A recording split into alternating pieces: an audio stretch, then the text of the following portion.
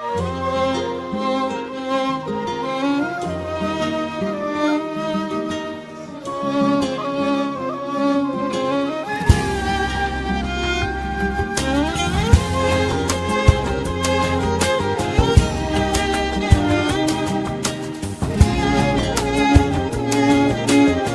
Studio ve Neftalalı Vüqar təqdim Ben edir. o insanın delisiyim, bana ölü dese ölesiyim. O benim ömrüm, hayatım, ben de yarımın nefesiyim. O benim ömrüm, hayatım, ben de yarımın nefesiyim. Onu hiç kim sevebilmez, ne kadar ki sevirem ben.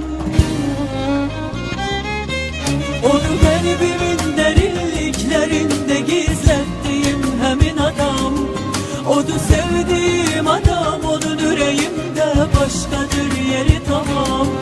Onu kalbimin derinliklerinde gizlettiğim hemin adam. Onu sevdiğim adam, onun yüreğimde başkadır yeri tamam.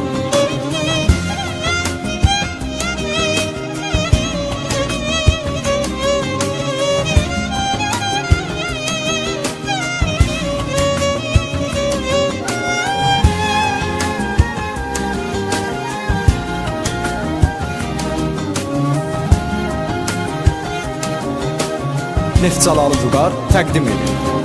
Daha ne gem var ne de keder, ben sevdiğim beni sever. Deme hoş gün görmemişim, onu gördüğüm güne kadar.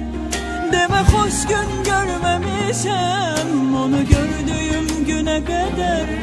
Onu hiç kim sevebilmez, ne kadar ki sevirem ben.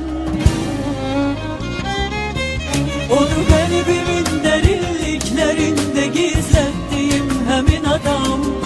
Onu sevdiğim adam, onun yüreğimde başkadır yeri tamam. Onu kalbimin derinliklerinde gizlettiğim hemin adam. Onu sevdiğim adam, onun yüreğimde başkadır yeri tamam.